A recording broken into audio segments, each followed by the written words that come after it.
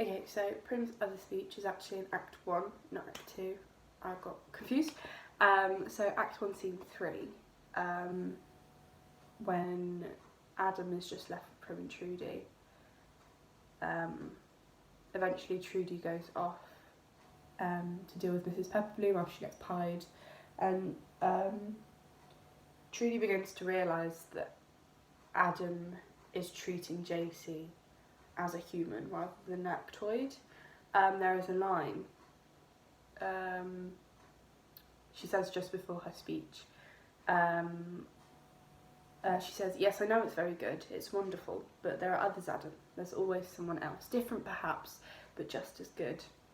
And I looked at the subtext for that, and I feel like it's perhaps her not only saying there's always other actors or actoids to play her part, perhaps it's her then realising that there's something more that Adam is feeling for JC rather than just this amazement of how talented she is. Perhaps it's Prim also saying there's other people that you can be in love with that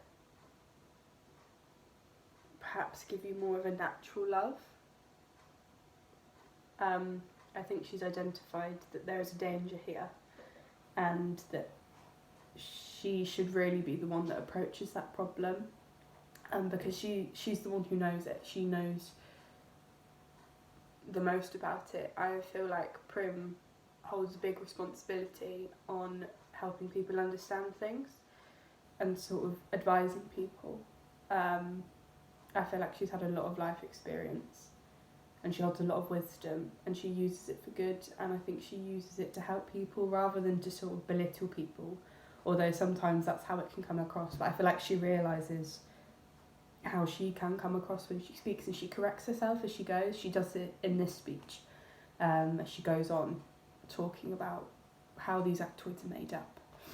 So I feel like she feels a responsibility to sort of keep everyone in the loop and making sure everybody understands what's going on. I think she's very for sort of what the future holds and sort of robots and AI being our future.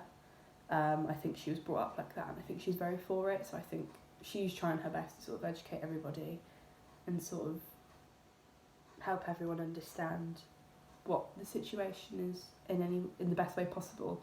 And because she's so kind and she's so thoughtful, I think she understands that, and I think she realises that she is the best person to do so.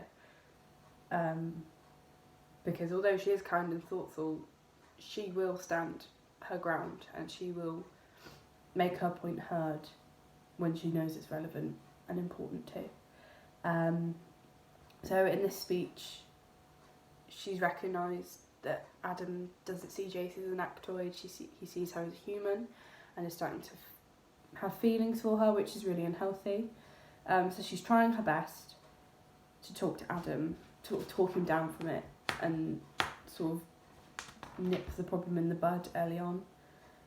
And she relates back to it. Before she leaves, she's like, "Remember what I said, I'm serious, don't even speak to it."